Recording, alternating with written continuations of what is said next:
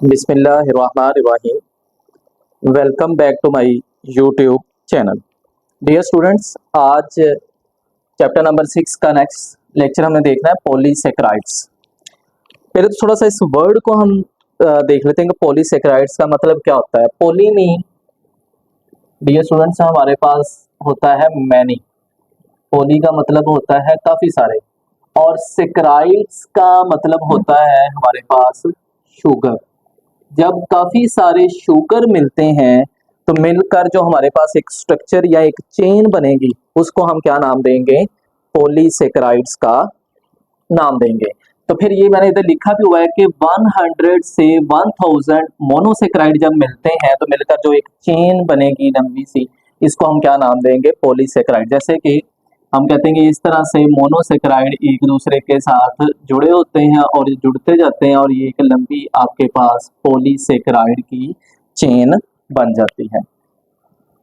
फिर अगर फर्दर इसकी प्रॉपर्टीज की हम बात करते हैं तो क्योंकि ये काफी कॉम्प्लेक्स स्ट्रक्चर हो जाता है, काफी ज्यादा इनके अंदर मोनोसेकेराइड जुड़े होते हैं, तो ये वाटर के अंदर सॉल्युबल नहीं होते, तो ये इनसॉल्युबल हैं इन वाटर। और अगर इनके टेस्ट की बात की जाए तो इनका टेस्ट भी नहीं होता है, टेस्ट लेस होते हैं, ना आप कहने के मीठे हैं ना कड़वे हैं, कोई जायका नहीं है, बेजायका ये होते हैं।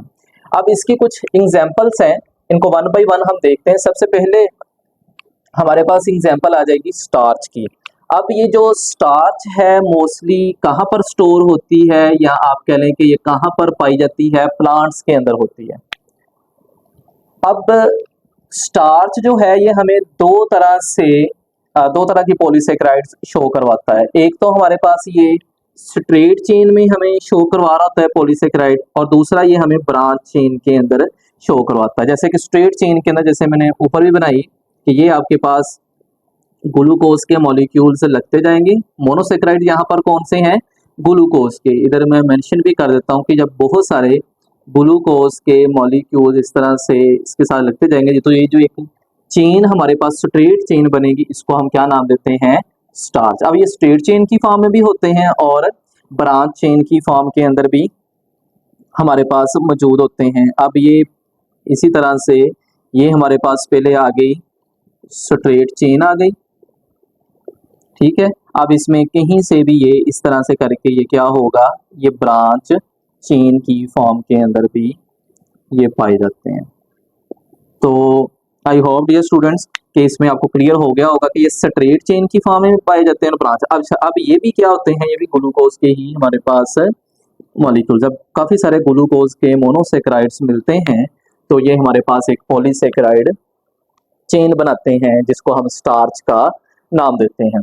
फिर दूसरी एग्जांपल हमारे पास है ग्लाइकोजन। ग्लाइकोजन के लिए एक बड़ा अहम एमसीक्यूज है, ये आपने याद रखना है, इसको हम एनिमल स्टार्च का नाम देते हैं। तो ये एनिमल की बॉडी के अंदर कहते हैं कि सबसे ज्यादा पाया जाने वाला स्टार्च होता है हमारी बॉडी के अंदर।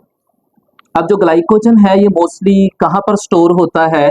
ये हमारे लीवर के अंदर स्टोर हो रहा होता है, और इसके साथ साथ इसको स्टोर किया जाता है मसल्स के अंदर। तो ये लिवर और मसल्स के अंदर इसको हम क्या करते हैं? स्टोर करते हैं। अब ये जस्ट हमें कौन सी फॉर्म में पॉलीसेकेराइड शो करवाता है? ब्रांच चेन के अंदर ही हमें शो करवाएगा, और ये हाईली ब्रांच होते हैं। तो मैं इधर बल्कि मेंशन भी कर देता हूँ कि ये बहुत ज्यादा क्या होते हैं? हाईली ब्रांच्ड फॉर्म के अंदर ये मौजूद होते हैं। अगर मैं जस्ट इसको इस तरह से आपको शो करवाऊं, ये जो मैं डॉट लगाता जा रहा हूँ ये हमारे पास क्या है?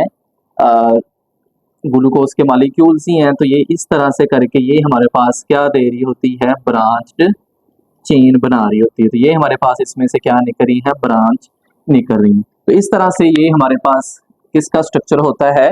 ग्लाइकोजन का स्ट्रक्चर मौजूद होता है। अच्छा, फिर अब ग्लाइकोजन जो है जैसे कि मैंने बताया कि लिवर और मसल्स के अंदर स्टोर होती है। तो जब हमारी बॉडी के अंदर ग्लूकोज का लेवल थोड़ा सा कम होता है तो ये जो स्टोर की हुई ग्लाइकोजन होती है इसको यूज किया जाता है। मतलब इसकी ये जो बॉन्ड होते हैं ग्लाइकोसिडिक बॉन्ड जिसके थ्रू ये जुड़े होते हैं ग्लूकोज के मॉलिक्यूल, इनको ब्रेक डाउन किया जाता है और इधर से जो भी एनर्जी खारिज होगी उसको क्या कर लेगी? बॉडी अपने फंक्शंस परफॉर्म करने के लिए इस्तेमाल कर लेगी। तो जब रिक्वायरमेंट होगी, जब नीड होगी। उसके बाद नेक्स्ट हमारे पास आ जाता है सेलुलोज। अब डियर स्टूडेंट, जो सेलुलोज है ये हमें पता है कि ये प्लांट की सेल वाल को बना रहे होते हैं, या आप इसको ये भी कह सकते हैं ये प्लांट की सेल वाल के अंदर सेलुलोज जो है अपने आप को स्टोर करता है। अब ये किस फॉर्म में होते हैं, ये भी हमारे पास स्ट्रेट चेन ही बना रहे होते हैं, और ये भी किस चीज की बना रहे हैं, ग्लूकोज की। इनके अंदर भी जो मोनोसेक्राइड्स हमारे पास होंगे वो बहुत सारे ग्लूकोज के ही मॉलिक्यूल। अब ये देखें इस तरह से जो हमारे पास एक लंबी जो स्ट्रक्चर बन रहा है, स्ट्रेट चेन जो बन रही है, ये हमारे पास किसकी बन रही है, सेलुलोज की। और ये क्या है, सेलुलोज हमारे पास एक पॉलीसेकेराइड्स है। अब इसके बाद फर्दर जो हमारे पास एग्जांपल आ जाएगी 4 नंबर पे, वो है काइटन। अब काइटन कुछ ऐसे हम कहते हैं कि ये जो सेलुलोज है ये सेल वॉल बनाती है प्लांट्स की, तो काइटन भी सेल वॉल बना रही होती है। तो ये किस चीज की सेल वॉल बना रही होती है, ये फंजाई की सेल वॉल बना रही होती है। ये बड़ा अहम एमसीक्यू है, इनको आपने, इसलिए मैंने इसको पहले लिखा है कि आप इसको याद भी रखना है आपने इसे। अच्छा, फिर अब जो सबसे अहम बात है वो ये कि काइटन जो है ये सेलुलोज की ही थोड़ी सी मॉडिफाइड फॉर्म होती है। अब मॉडिफाइड फॉर्म किसे कहते हैं, मॉडिफाइड वो होता है जिसमें थोड़ा सा आप तब्दीली कर लें, थोड़ा सा इसके अंदर आप कह लें कि बेहतरी लेकर आए। तो ये मॉडिफाइड फॉर्म है किस चीज की, सेलुलोज की। अच्छा, मैं थोड़ा सा आपको इसके हवाले से आपको इन्फॉर्म भी करता हूँ। ये जो सेलुलोज जो है हमारे पास ये स्ट्रेट चेन है, जबकि काइटन जो है ये ब्रांच चेन होती है। अब इसमें मैं थोड़ा सा आपको बता भी देता हूँ कि इसमें मॉडिफिकेशन बेसिकली किस चीज़ की हो रही होती है। अब ये तो आ गई थी हमारे पास स्ट्रेट चेन।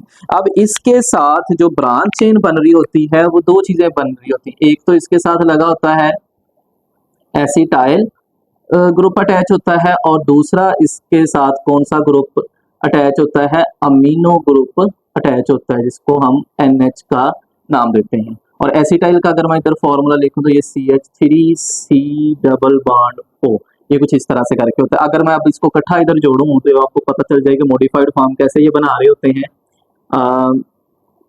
ये जी आपके पास आ गया N, ये इसके साथ H, ये अमाइनो ग्रुप आ गया, और फिर इसके साथ फर्दर आगे ये C डबल बॉन्ड O, और ये फिर आगे CH3।